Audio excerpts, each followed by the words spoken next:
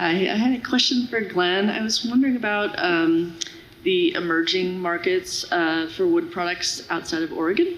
And I'm also kind of curious about like NAFTA. Okay.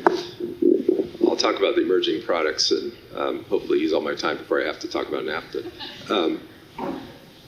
So yeah, some of the big ones are, you may have heard of the engineered wood, the big mass timber kinds of things like cross-laminated timber or mass plywood. There's actually a mill in just down the road in the Santiam there, Ferris, that's developed a mass plywood product.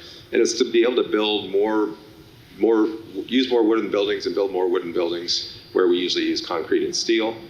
So that's really a big one for us. And then there's all kinds of like bio-based products, and they're not necessarily wood products. There's all kinds of things that you can derive from plants. And of course, trees, these massive forest trees have a lot of different products that can come from, again, from wood waste or from other things that we're not using right now. So there's really a whole host of that kinds of products. And I think I'm going to punt on NAFTA. So another question. I'm not too familiar with international trade policies, so.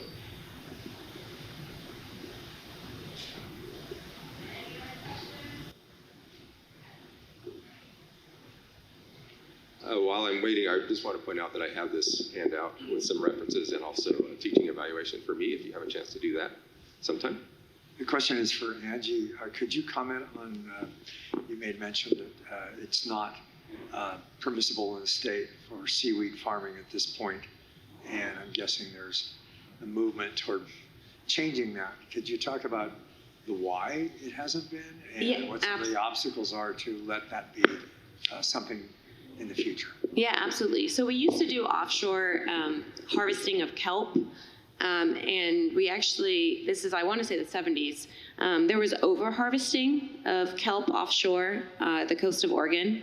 And the response to that, as often happens with policies and regulations, was just to say, no harvesting. And they didn't actually write anything in there about, okay, but if you're growing it yourself, perhaps you can harvest it. And there's been interest over the years. There have been a lot of different conversations. A lot of it is the fishing community gets really nervous if you talk about offshore aquaculture. Even if you're talking about seaweed, they still get very nervous. And so the conversations typically don't move very far.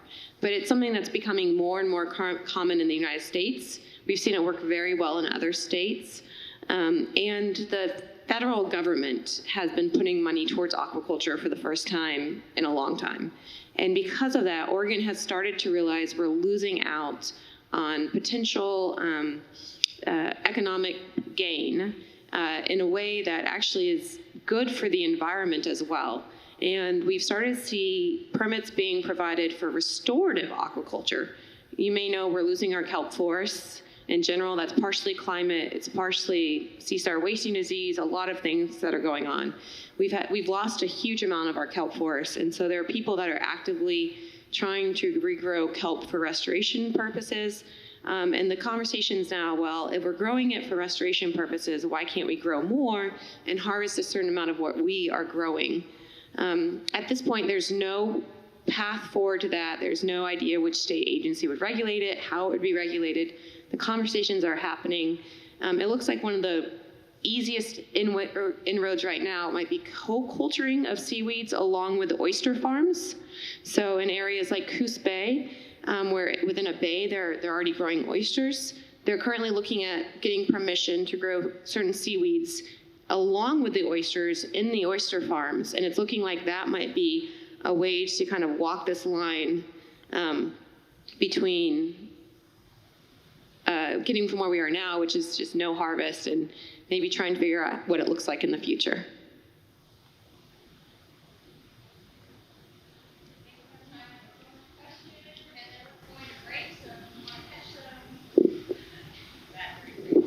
I had a question for Heidi about soil. I was wondering, do you know how much carbon storing ability does soil have just in general? I've heard it as quite a bit, and I'm curious. I mean, I know it's like we always talk about preventing soil loss, but is there anyone working on like developing more soil quickly besides like food waste composting? I'm just kind of wondering if people are putting any energy into that thinking.